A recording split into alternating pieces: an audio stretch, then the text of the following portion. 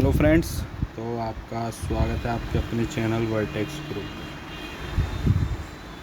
तो दोस्तों, कल यूपीएससी का कैलेंडर आ गया और बहुत से स्टूडेंट्स के मन में एक टेंशन अजीब सी बढ़ गई कि सर एपीएफसी का तो कोई नोटिफिकेशन ही नहीं है, इसमें कोई डेट ही नहीं है, तो एपीएफसी तो आएगा नहीं।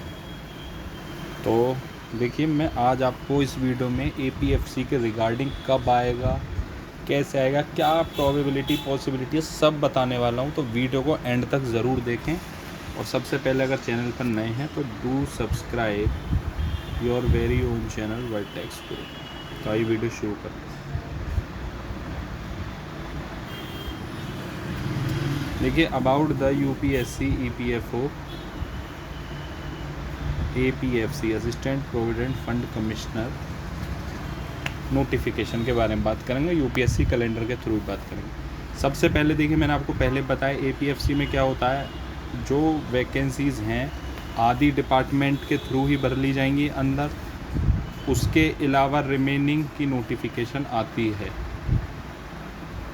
अब यूपीएससी का कैलेंडर आया, बहुत से स्टूडेंट्स कहने लगे कि सर इसमें तो कोई डेट ही नहीं है, यानी एपीएफसी तो नहीं आएगा। तो देखो, सबसे पहले मैं आपको एक चीज़ क्लियर कर दूँगा।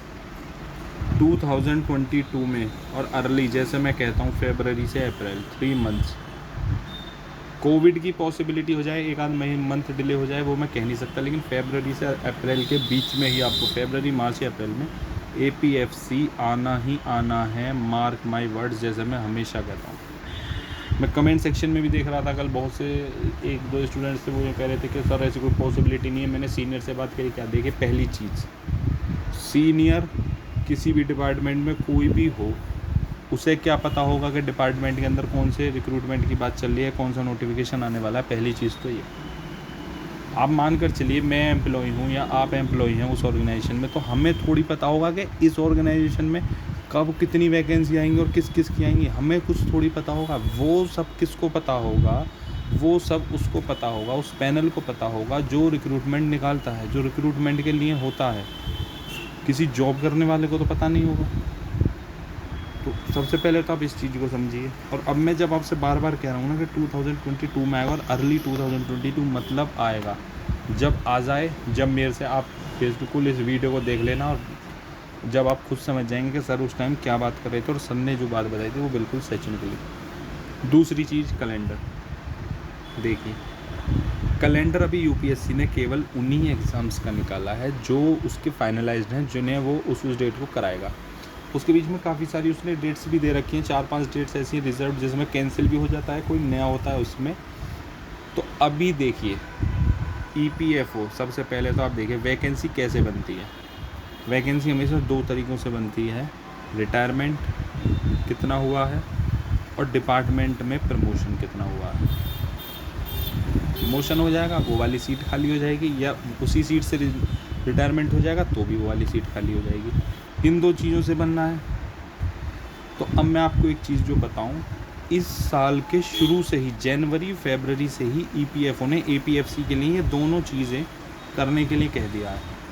अभी तक ये जानकारी तो नहीं मिली कि कंप्लीट होगी ये प्रोसेस या नहीं हुई, लेकिन उन्होंने शुरू में ही कह दिया था, जनवरी फरवरी में ही, कि रिटायरमेंट कितना हो रहा है और डिपार्टमेंटल प्रमोशन कितना हो रहा है।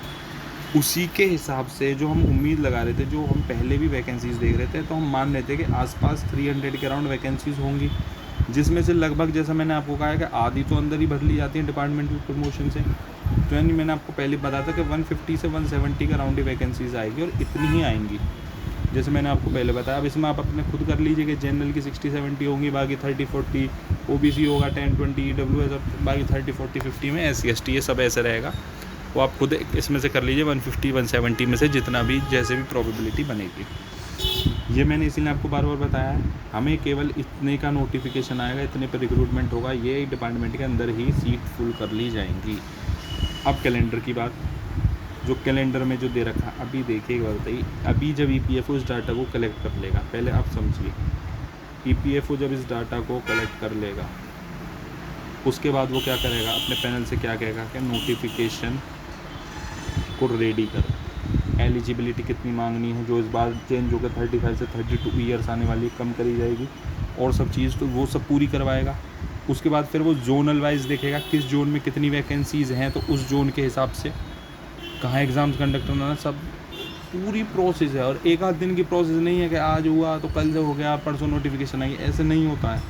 और अभी जब उस डाटा को मांगेगा, उस डाटा को क्लियर कर लेगा, और वो देखिए जो रिटायरमेंट वो देख रहे हैं, एक चीज़ और मैं बता दूँ आपको, 2021 के ईयर एंड तक देख रहे हैं वो, तकरीबन वही अक्टूबर नवंबर दिसंबर के आसपास तक है, कितना रिटायरमेंट होगा इस साल और कितना डिपार्टमेंटल प्रमोशन होगा, ये सब देख रहे हैं। तो यानी इससे क्या सीधा सीधा मतलब है, जितनी वैकेंसीज इस साल क्रिएट हो जाएंगी वो 2022 में आ जाएगी।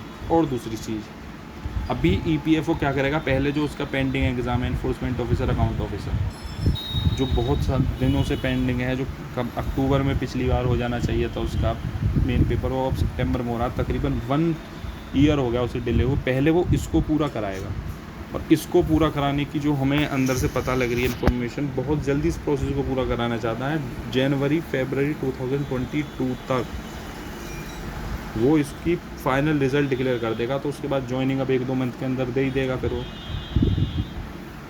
ट्रेनिंग भी होती है 19-20 डेज़ की इसमें, उसके बाद ज्वाइनिंग दे ही देगा वो।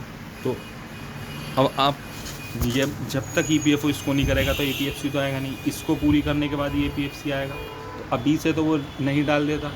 मान लीजिए उसका अप्रैल में नोटिफिकेशन आता, उसका एग्ज़ाम होता सितंबर में, अक्टूबर में, तो अभी से उसने कोई डेट तो फाइनलाइज़ करी नहीं, अभी नोटिफिकेशन अभी जब बनेगा, जब पूरा उस पर डाटा कलेक्ट हो जाएगा, कहाँ कहाँ कितनी वैकेंसीज़ हैं, तो इस चीज़ पर ध्यान देना छोड़ दीजिए कि उस पर नहीं आया। इस चीज़ पे ध्यान मत दीजिए कि उस पर नहीं आया। जब आएगा तो आप खुद देख लेना कि जो मैं बता रहा हूँ एक एक चीज़ क्या है, सच है या नहीं है। लेकिन इस चीज़ पर अगर आप ध्यान देंगे कि आएगा नहीं और कब तक आएगा, तो वो चीज़ में आप बिल्कुल अपने आप को फंसा लेंगे। नोटिफिकेशन के इंतज़ार में बैठे रहेंगे। ये कोई इजी एग्ज़ाम नहीं है, नोटिफिकेशन के इंतज़ार में बैठे रहेंगे, प्रिपरेशन नहीं कर पाएंगे। अभी से प्रिपरेशन करेंगे, एग्ज़ाम होगा बिल्कुल फोड़ देंगे, एग्ज़ाम को सिलेक्शन पा लेंगे। तो इन चीज़ों पे मत रहिए। और जो भी कोई कहता है, मैं कहता हूँ कोई यूट्यूब ये कह रहा है आएगा, कोई यूट्यूब कह रहा है नहीं आएगा, मैं बस आज आपको एक क्लियर चीज़ बता रहा हूँ, क्योंकि मैंने इस पर काफ़ी वीडियो बनाई, लेकिन फिर भी स्टूडेंट्स के बहुत 2-3 स्टूडेंट्स को मैं देख रहा हूँ बार बार वो उनके दिमाग में कन्फ्यूज़न है कि नहीं आएगा नहीं आएगा। तो देखिए, इससे ज़्यादा श्योरिटी क्लैरिटी मैं आपको कहीं नहीं दे सकता। बस मैं आपको इतना बता रहा हूँ, ये 100% आएगा 2022 में, फरवरी से अप्रैल। मैं बार बार कहता हूँ, मार्क माय वर्ड्स, फरवरी से अप्रैल 100% आएगा। तो बजाय आप इसके कि नहीं आएगा आएगा, अपनी प्रिपरेशन पर ध्यान देंगे, वो बेटर होगा, ना कि उसमें कि नहीं आएगा। तो बस अपनी प्रिपरेशन करते रहिए, प्रिपरेशन पर ही फोकस रखिए। और बाकी हमारे चैनल से पढ़ लीजिए, बहुत कंटेंट पढ़ा है, और चैनल से पढ़ दीजिए, मॉक टेस्ट दीजिए, एनालिसिस कर दिए, प्रिपरेशन बस ज़रूर करते रहिए। बार बार कह रहा हूँ मैं, 100% आएगा, टेंशन लेने की कोई ज़रूरत नहीं है। तो इतना ही था इस वीडियो में। उम्मीद करूँगा वीडियो आपकी अच्छी लगी होगी और आपके जितने भी डाउट्स होंगे वो दूर हो गए होंगे। तो चैनल पर नए हैं, कंटेंट पसंद आता है तो do subscribe your very own channel white text group. Thank you, have a nice day.